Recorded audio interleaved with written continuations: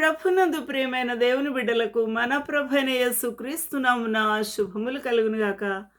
ఈ యొక్క ఉదయకాలమందు దేవుని యొక్క వాక్య ధ్యానం కొరకు పరిశుద్ధ బైబిల్ గ్రంథం నుండి మీకా గ్రంథము 4వ అధ్యాయాన్ని ధ్యానం చేసుకుంటూ ఉన్నాం.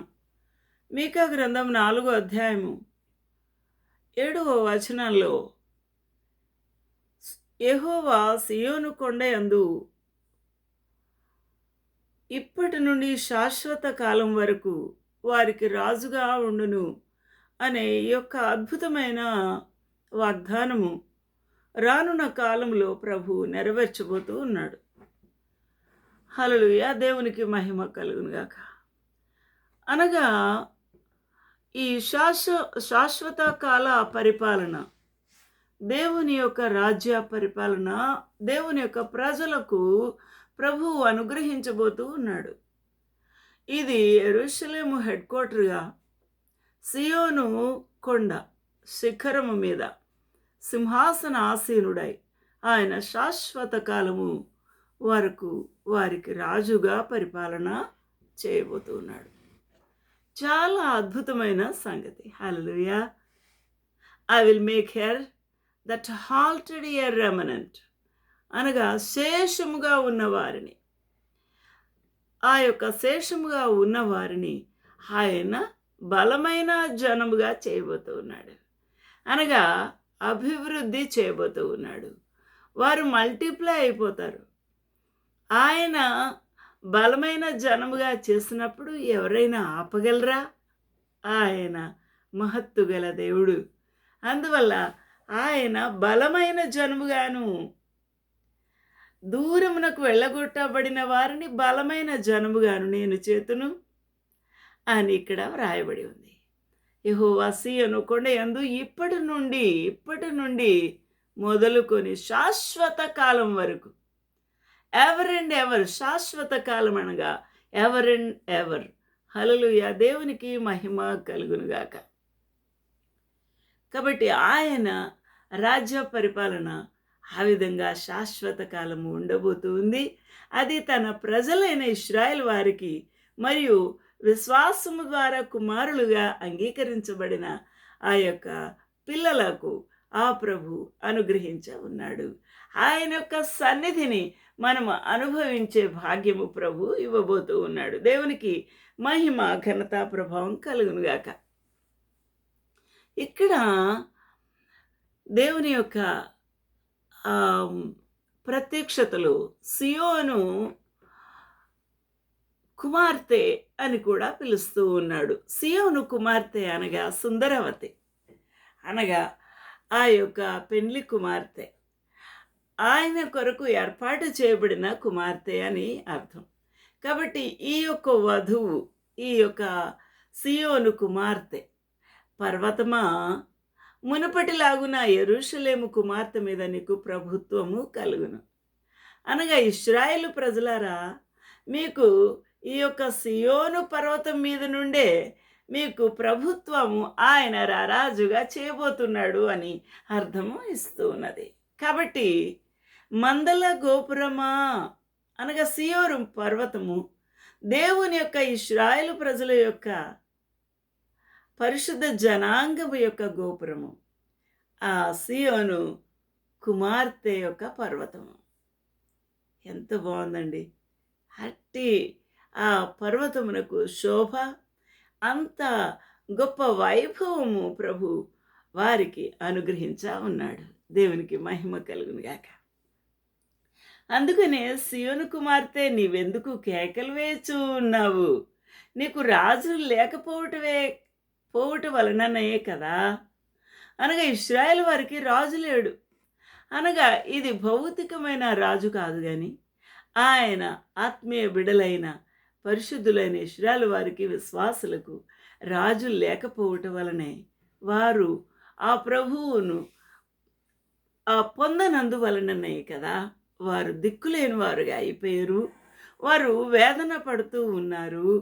ఆలోచనకర్తలు నశించిపోయి ఉన్నారు కదా. అందువలనే వారు ప్రసవ వేదన వచ్చిన స్త్రీ వలె ప్రసవ వేదన పడుతున్నారు. అయితే ఆ ప్రసవ వేదనే మనకు కావాలి. ఆ ప్రసవ వేదనే ఇశ్రాయేలు ప్రజలకు కావాలి నా ప్రియులారా. ఇశ్రాయేలు ప్రజలు ఎప్పుడైతే ప్రసవ వేదన పడతారో, ఎప్పుడైతే రోదన చేస్తారో, ఎప్పుడైతే వేదన పొందుతారో, ఎప్పుడైతే దేవా అని కనికరించమని అడుగుతారో, అప్పుడు వారికి ఏం కలుగుతుంది? కనికర సంపన్నుడైన ప్రభు అనుగ్రహము దొరుకుతుంది.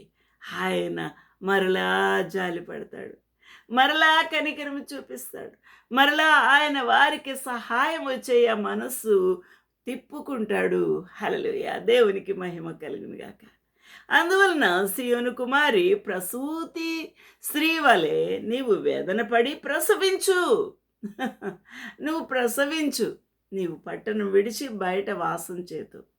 ఇది మరి ఇశ్రాయేల్ వారి కొరకు దేవుడు పెట్టిన గొప్ప పనిష్మెంట్. అవును, వారిని వెళ్ళగొట్టి ఉన్నాడు. వారికి ఆ యొక్క పరాయి దేశములోను పరవాసులుగా ఆ యొక్క బబులోను చెరకు వెళ్ళి ఉన్నారు. నువ్వు బబులోను పురం వరకు నువ్వు వెళ్ళారు చూడ్డానికి కాదండి, చెరకు వెళ్ళారు. శ్రమ అనుభవించడానికి బానిసలుగా వెళ్ళారు. అక్కడ వారు మొర్రపెట్టారు, పశ్చాత్తాపడ్డారు. అక్కడనే నీవు రక్షణ పొందుదువు.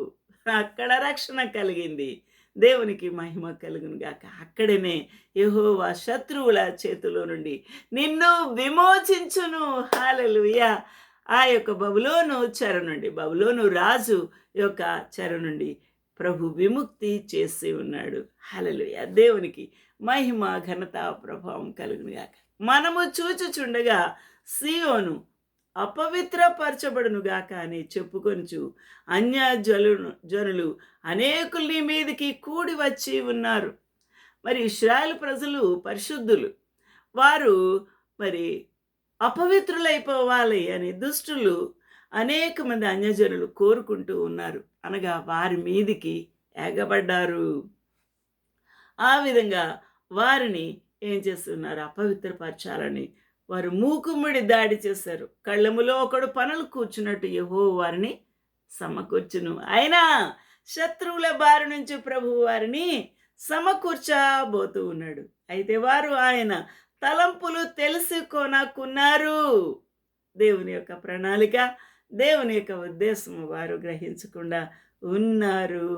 ఆయన ఆలోచనలు వారు గ్రహింపకుండా ఉన్నారు. But they know not the thoughts of the lord.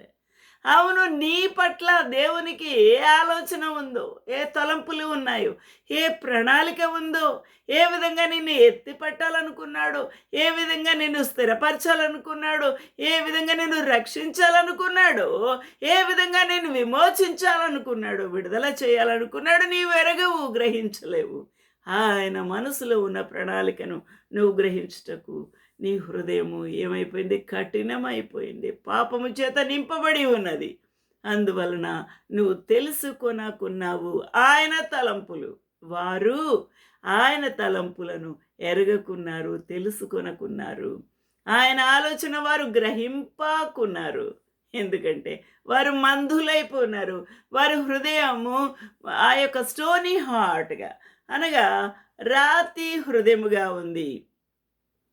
హల్లెలూయా! దేవునికి మహిమ ఘనత ప్రభావం కలుగుగాక.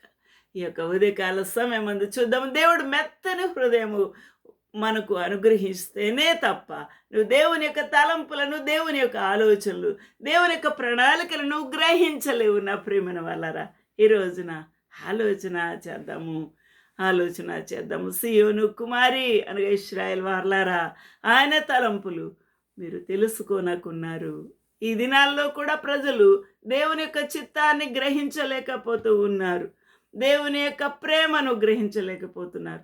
దేవుని యొక్క ప్రణాళిక, ఉద్దేశం మన పక్షంగా ఆయనకు ఏమై ఉన్నది అని గ్రహించలేకపోతున్నారు. ఎంత కృప, కనికరము నీ పక్షంగా ఆయనకు ఉన్నదో ఆయన వెల్లడి చేస్తున్నాడు కదా. ఆలోచన చేద్దాం. ఏ విధంగా దేవుని యొక్క ప్రణాళికను మానవుడు గ్రహిస్తాడు? ఏ విధంగా దేవుని చిత్తాన్ని గ్రహిస్తాడు అనగా, ఆ ప్రభు యొక్క వాక్యమును జాగ్రత్తగా వినుట ద్వారా, ఆ విన్న వాక్యము మన హృదయములో పని చేయుట ద్వారా, ఆ వాక్యమును మనము పరిశీలన చేసుకొనుట ద్వారా మన హృదయాన్ని ప్రభు దగ్గర ఒప్పుకొని విడిచిపెట్టుట ద్వారా, ప్రభు దగ్గర క్షమించుమని అడుగుట ద్వారా, నాయన రక్త ప్రోక్షణలు కడుగుమని బతిమాలు కొనుట ద్వారా నూతన హృదయంగా నువ్వు మార్చబడతావు. అప్పుడు మెత్తని మాంసపు హృదయముగా నీ హృదయము మారినాక ఆ ప్రభు నిన్నేం చేస్తాడు? తన యొక్క ఆలోచనలు, తన ప్రణాళికలను ఆయన తెలియచేస్తాడు. నా ప్రియులారా, ఇశ్రాయేలు వారు ఐగుప్తు దేశంలో ఉన్నారు. ఉన్నప్పుడు ఇశ్రాయేలు వారు ఐగుప్తు బానిసలుగా ఉంటున్నప్పుడు వారు అక్కడి నుంచి మొర్ర పెట్టారు. వారు మొర్ర పెట్టినప్పుడు మోషే ఆ యొక్క గొర్రెల మందలను కాస్తూ ఉండగా ఆ యొక్క పొదలో నుండి ప్రభువు మాట్లాడి ఉన్నాడు. హల్లెలూయా! దేవునికి మహిమ కలుగును గాక. మోషేకు తన యొక్క మార్గములను చూపించిన దేవుడు. హల్లెలూయా! రమ్యమైన మార్గములు యెహోవా నీ మార్గములు, రమ్యమైన మార్గములు. ఓ ఓ, మోషేను పిలిచి తన ప్రజలను నడిపించ ఎర్ర సముద్ర మార్గము చూపే. చిత్తము నేనున్నాను శిరము వంచి ఎర్ర సముద్ర మార్గంబున నడిపించిన రమ్యమైన మార్గములు యెహోవా నీ మార్గములు, రమ్యమైన మార్గములు.